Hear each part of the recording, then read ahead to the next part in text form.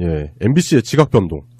최승호 사장 취임에 관한 얘기를 해보겠습니다. 네, 그 선임하는 과정도 되게 투명하고 공정성 있게 해서 그걸 다 공개까지 했다고 해요. 그래서 낙하산 이런 게 아니라 진짜 실력 있는 사람이 됐다라는 평가를 받고 있죠. 쫓겨났다가 네. 이제 다시 돌아오게 된 거죠. 그리고 최승호 사장의 취임과 더불어서 그 당시 2012년 170일 파업 이후에 부당 인사를 당했던 인물들도 네. 다시 주요 보직으로 복귀하는 걸로. 네. 네. 공영방송 정상화가 이루어지려고 하는 그런 일종의 신호탄?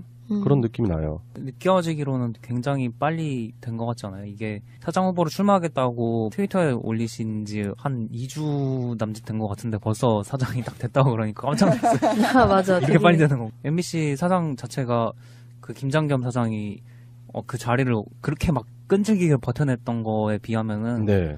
눈부신 속도로 이게 딱 교체가 되는 거 보면서 이게 제대로 된 게 이런 게 맞는 거지 뭐 이런 생각을 하네요. 작년을 또 생각해보면 우리가 이게 공영방송이 비정상적인 보도 행태를 보이면서 JTBC가 갑자기 급부상을 했잖아요. 맞아요. JTBC. 그래서 우리 기억날지 모르겠지만 촛불에서도 JTBC 차량을 다 비켜줬잖아요. 사이가 열리듯이 쫙 길이 터지면서 JTBC 지나간다 그러면 쫙 이렇게 사람들 비켜주고 그때 이제 당시에 서울에 있는 모처에 있는 식당들에서 JTBC 기자는 뭐 이렇게 환영한다는 식으로 뭐 이런 식으로 그런 운동이 일어났었던 게 기억이 나고 제가 그때 많이 봤는데 MBC, KBS 그 보도 차량 있잖아요. 아주 그냥 십창이 났습니다. 진짜 쌍욕을 듣더라고요. 그리고 사람들 막 락커로 막 낙서 다 하고 덕지덕지 우리 들고 다니는 손잡고 있잖아요. 다 붙여놓고 스티커 다 붙여놓고 그거 띄느라고 개고생들 했을 텐데 그런 거 생각해 본다면 1년 만이네요. 1년 만에 최승호 MBC 사장 취임이라는 건 진짜 촛불 시민분들이 또 만들어낸 하나의 기적이 아닌가 그런 생각도 들어요. 중앙에서는 최승호 사장이 취임하면서 변화가 조금씩 시작이 되고 있잖아요. 네. 그런데 아직 16개 지역방송은 정상화가 제대로 이루어지지 않은 상태래요. 네. 그래서 지금 대전 MBC 같은 경우에도 뭐 시청자와의 대화 시간 그런 걸 가져서 모니터 요원의 직원을 듣는 기회를 가졌고요. 예. 그런 과정 중에서 이진숙 사장이 퇴진하기를 바라는 그런 요구를 관철하고 있다고 합니다. 그래서 아직까지 남아있는 게 또 이제 지방방송이라든지 네. 그리고 MBC 본사 내부에서도 아직까지 남아있는 부역 세력들 있잖아요. 그런 부분 척결하는데도 최승호 사장이 아주 골머리가 아플 것 같아요. 일단은 그 신호탄으로 배현진 씨가 9시 뉴스에서 네. 하차 제명이 되셨어요. 네. 화장실 물을 펑펑 쓰는 걸 좋아하시는. 화장실에서 샤워했나? 양치할 때 꼭 물을 틀어놓으시는. 네. 그래서 선배가 그렇게 하면은 우리 회사에 돈이 낭비가 되는 거잖니? 그리고 국가적으로 낭비야 그랬더니 이제 그것 때문에 열받아가지고. 제 찍어내. 네, 선배가 제명이 돼버리는 네. 그런 기적을 만들어내셨던 배현진 씨인데, 뭐, 마땅하다고 봐요, 저는. 그리고 이번에 좀 바뀔 거라면 그런 얘기가 있었거든요. MBC가 제작하는 모든 분들이 이제 파업에 동참을 하게 되면서. 네. 그 MBC 뉴스에서 안경을 끼고 중년 여성 앵커가 이제 뉴스를 진행하는 그런 영상이 있었어요. 네. 그걸 보면서 사람들이 파업을 하니까 원래 주류에 있던 사람들이 나오지 않으니까 뒤에 밀려나 있던 사람들이 이렇게 나타나는데 그런 사람들의 모습이 안경을 낀 중년 여자의 모습이다.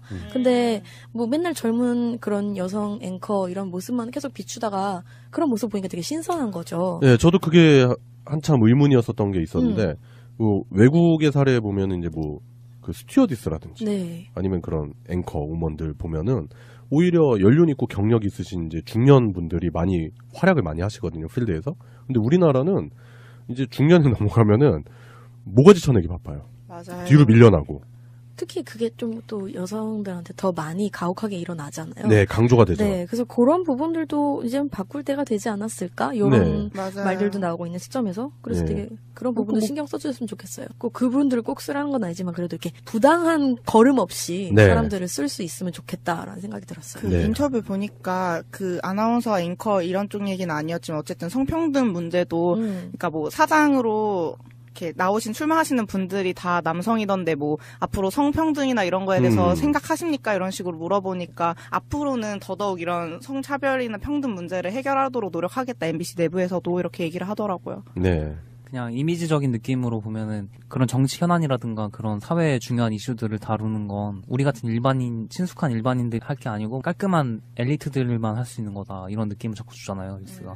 근데 그런 것도 말씀하신 대로 좀 더 친숙하신 분들이 해줘야 사실은 더 맞는 거고, 원래 정치라는 거는 국민들이 직접 이끌어 나가는 거가 정치여야 되잖아요. 네. 그렇기 때문에 그게 훨씬 더 맞는 방향이라고 생각이 돼요. 네. 이번에 최승호 사장이 이제 되자마자 이제 그런 앵커들도 바뀌었는데 내부에 있는 인사들도 대거 이제 물갈이가 됐어요. 사실 김장겸 이 사장이 됐을 때도 비슷한 식으로 전체가 다 물갈이가 됐었는데, 일반적인 회사나 그런 공기업이라든가 뭐 그런 데를 생각해보면은 굉장히 급진적인 개혁인 거잖아요. 어떤 급진적인 개혁을 하게 되면 원래 역사적으로 보면 항상 그 반대파가 빨리 생성이 되잖아요. 반대급부가 또 심하게 생길 수 있죠. 네. 예. 그래서 그 사람이 실수하기만 막 바라고. 네. 뭐, 걸리기만 걸려봐라. 네, 이런 사람들 많이 생기잖아요. 근데 방송국이라는 게 어떤 특징적인 게 이제 이미지 쇄신이라든가 분위기 변화라든가 이런 거에 굉장히 민감하잖아요. 네. 그렇기 때문에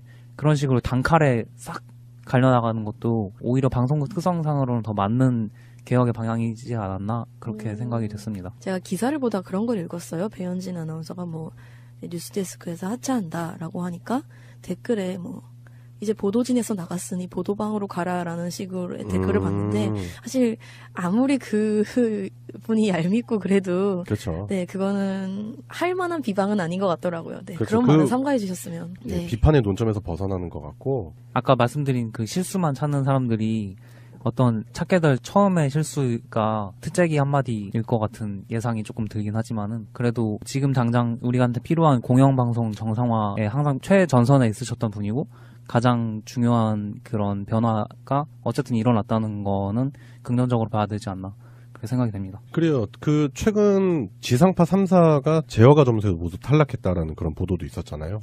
네, 그만큼 내부적으로 문제점들이 많은 현재 지상파들인데, 앞으로 이런 일들을 통해서 다시 국민의 사랑을 받는 지상파가 됐으면 좋겠고, 그 언론의 기능 중에 와치독 기능이 있잖아요. 네, 그런 와치독의 기능, 그러니까 특정 권력에 부역하는 그런 언론이 아니라 정말로 국민을 위한 그런 방송이 됐으면 하는 그런 생각이 듭니다. 우리가 계속 그 강동성심병원 그 얘기를 했었잖아요. 몇 주에 네. 걸쳐서.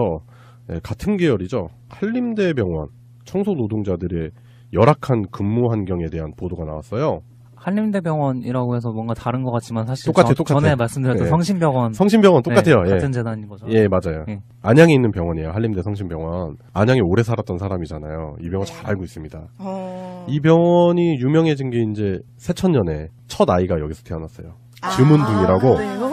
그때 당시 주문둥이 해가지고 김대중 대통령도 오고 해가지고 아, 정말? 예, 이슈의 중심에서 그러니까 귀엽다. 예, 2000년도 첫 애가 딱 여기서 태어난 거예요. 그럼 지금 그 친구가 18살이 된 건가요? 그렇죠. 아, 18살이네요, 이제 지금. 만 18세가 된 거죠.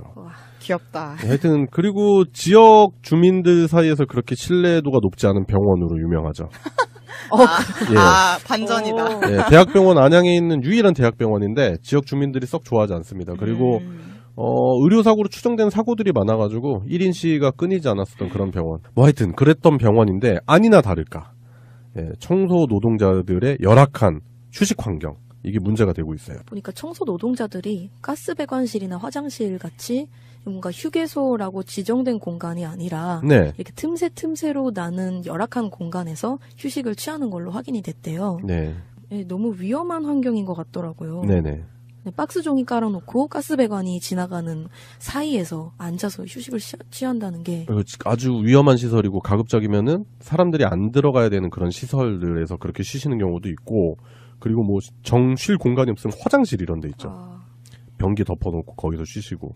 근데 대부분 다 이런 청소 노동자분들의 연령대가 60대 후반에서 70대 분이시라는 게 더욱더 큰 문제라고 생각이 돼요.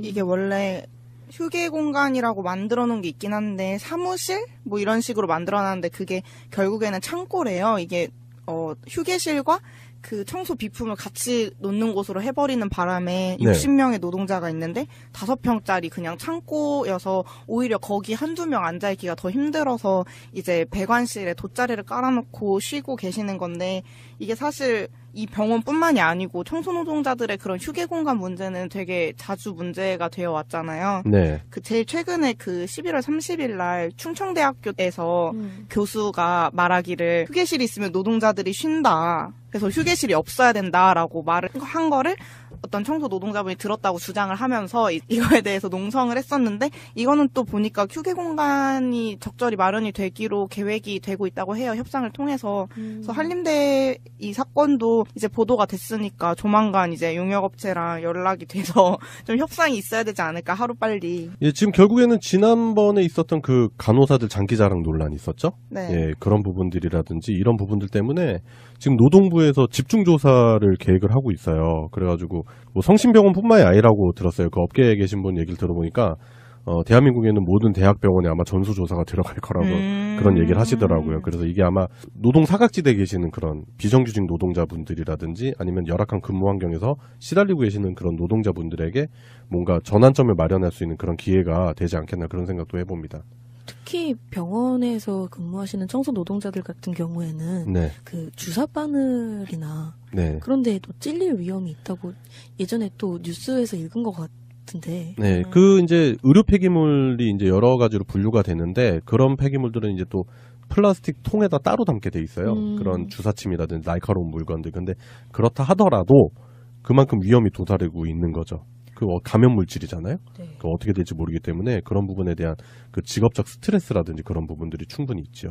이제 이분들이 이렇게 고용돼서 실제로 일하는 환경인 직장에서 네. 바로 고용되는 형태가 아니라 그렇죠. 청소 용역 업체를 통해서 이렇게 2중, 3중으로 거래가 되잖아요. 네. 근데 계약이 그렇게 되다 보니까 그 청소 용역 업체 같은 경우에는 되게 소규모인 경우가 많대요. 네. 50명 미만의 사업장이기 때문에 산업안전보건법이라는 네. 데서 정하는 안전관리자랑 보건관리자를 선임할 의무가 없다고 하더라고요. 네. 네. 그러니까 이게 직접 고용이 이루어지지 않기 때문에 이런 폐해가 벌어지는 거거든요.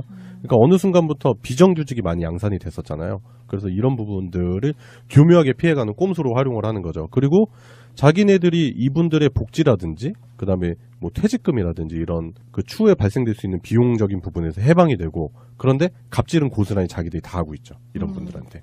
자기네 직원도 아닌데 어떻게 보면. 그러니까 되게 모순적인 부분이 많은 거죠.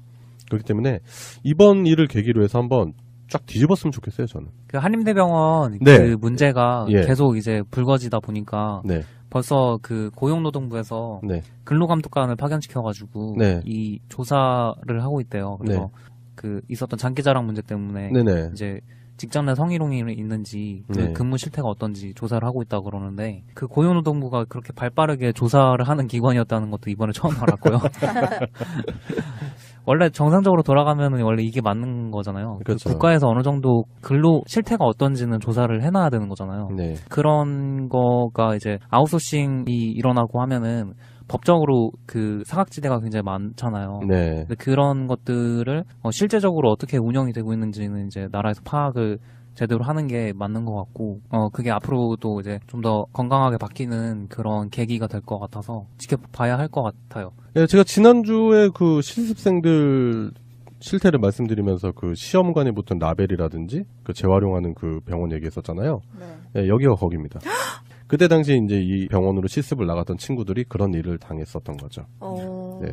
그리고 저는 이제 제가 직업이 의료기사다 보니까 의료기사들 사이에 나오는 그런 얘기들이 많아요. 뭐 처우 안 좋은 병원들, 페이 안 좋고 뭐 그런 그 병원들. 블랙리스트로 정리되지 않아요? 네, 그런 거 돌죠. 네. 그러니까 이 병원은 이렇다, 이 네. 병원은 저렇다. 꼭 얘기가 나오는 병원 중에 하나가 성심계열 병원들입니다. 네, 여기까지만 얘기하겠습니다. 네. 예, 그래요.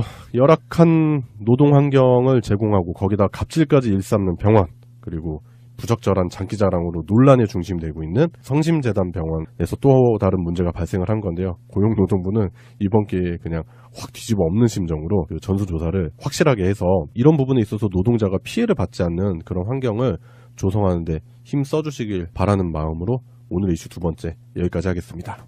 영상이 있었어요. 네. 그걸 보면서 사람들이 파업을 하니까 원래 주류에 있던 사람들이 나오지 않으니까 뒤에 밀려나 있던 사람들이 이렇게 나타나는데 그런 사람들의 모습이 안경을 낀 중년 여자의 모습이다. 근데 뭐 맨날 젊은 그런 여성 앵커 이런 모습만 계속 비추다가 그런 모습 보니까 되게 신선한 거죠. 네, 저도 그게 한참 의문이었었던 게 있었는데 뭐 외국의 사례에 보면 이제 뭐 그 스튜어디스라든지 네. 아니면 그런 앵커 우먼들 보면은 오히려 연륜 있고 경력 있으신 이제 중년 분들이 많이 활약을 많이 하시거든요, 필드에서. 근데 우리나라는 이제 중년이 넘어가면은 모가지 쳐내기 바빠요. 맞아요. 뒤로 밀려나고. 특히 그게 좀 또 여성들한테 더 많이 가혹하게 일어나잖아요. 네, 강조가 되죠. 네, 그래서 그런 부분들도 이제 바꿀 때가 되지 않았을까? 이런 네. 맞아요. 말들도 나오고 있는 시점에서. 부역 세력들 있잖아요. 그런 부분 척결하는데도 최승호 사장이 아주 골머리가 아플 것 같아요. 일단은 그 신호탄으로 배현진 씨가 9시 뉴스에서 네. 하차 제명이 되셨어요. 네. 화장실 물을 펑펑 쓰는 걸 좋아하시는. 화장실에서 샤워했나? 양치할 때 꼭 물을 틀어놓으시는. 네, 그래서 선배가 그렇게 하면은 우리 회사에 돈이 낭비가 되는 거잖니? 그리고 국가적으로 낭비야 그랬더니 이제 그것 때문에 열받아가지고 제 찍어내. 네, 선배가 제명이 돼버리는 네. 그런 기적을 만들어내셨던 배현진 씨인데 뭐 마땅하다고 봐요 저는. 그리고 이번에 좀 바뀔 거라면 그런 얘기가 있었거든요. MBC가 제작하는 모든 분들이 이제 파업에 동참을 하게 되면서 네. 그 MBC 뉴스에서 안경을 끼고 중년 여성 앵커가 이제 뉴스를 진행하는 그런 MBC의 지각 변동. 최승호 사장 취임에 관한 얘기를 해보겠습니다. 네, 그 선임하는 과정도 되게 투명하고 공정성 있게 해서 그걸 다 공개까지 했다고 해요. 그래서 낙하산 이런 게 아니라 진짜 실력 있는 사람이 됐다라는 평가를 받고 있죠. 쫓겨났다가 네. 이제 다시 돌아오게 된 거죠. 그리고 최승호 사장의 취임과 더불어서 그 당시 2012년 170일 파업 이후에 부당 인사를 당했던 인물들도 네. 다시 주요 보직으로 복귀하는 걸로. 네. 네. 공영방송 정상화가 이루어지려고 하는 그런 일종의 신호탄? 그런 느낌이 나요. 느껴지기로는 굉장히 빨리 된 것 같지 않아요? 이게 사장 후보로 출마하겠다고 트위터에 올리신 지 한 2주 남짓 된 것 같은데 벌써 사장이 딱 됐다고 그러니까 깜짝 놀랐어요. 맞아. 이렇게 빨리 되는 거. MBC 사장 자체가 그 김장겸 사장이 그 자리를 그렇게 막 끈질기게 버텨냈던 거에 비하면은 네. 눈부신 속도로 이게 딱 교체가 되는 거 보면서 이게 제대로 된 게 이런 게 맞는 거지 뭐 이런 생각을 하네요. 작년을 또 생각해보면 우리가 이게 공영방송이 비정상적인 보도 행태를 보이면서 JTBC가 갑자기 급부상을 했잖아요. 맞아요. JTBC. 그래서 우리 기억날지 모르겠지만 촛불에서도 JTBC 차량을 다 비켜줬잖아요. 사이가 열리듯이 쫙 길이 터지면서 JTBC 지나간다 그러면 쫙 이렇게 사람들 비켜주고 그때 이제 당시에 서울에 있는 모처에 있는 식당들에서 JTBC 기자는 뭐 이렇게 환영한다는 식으로 뭐 이런 식으로 그런 운동이 일어났었던 게 기억이 나고 제가 그때 많이 봤는데 MBC, KBS 그 보도 차량 있잖아요. 아주 그냥 씹창이 났습니다. 진짜 쌍욕을 듣더라고요. 그리고 사람들 막 락커로 막 낙서 다 하고 덕지덕지 우리 들고 다니는 손잡고 있잖아요. 다 붙여놓고 스티커 다 붙여놓고 그거 띄느라고 개고생들 했을 텐데 그런 거 생각해 본다면 1년 만이네요. 1년 만에 그 최승호 MBC 사장 취임이라는 건 진짜 촛불 시민분들이 또 만들어낸 하나의 기적이 아닌가 그런 생각도 들어요. 중앙에서는 최승호 사장이 취임하면서 변화가 조금씩 시작이 되고 있잖아요. 네. 그런데 아직 16개 지역 방송은 정상화가 제대로 이루어지지 않은 상태래요. 네. 그래서 지금 대전 MBC 같은 경우에도 뭐 시청자와의 대화 시간 그런 걸 가져서 모니터 요원의 직원을 듣는 기회를 가졌고요. 네. 그런 과정 중에서 이진숙 사장이 퇴진하기를 바라는 그런 요구를 관철하고 있다고 합니다. 그래서 아직까지 남아있는 게 또 이제 지방방송이라든지 네. 그리고 MBC 본사 내부에서도 아직까지 남아있는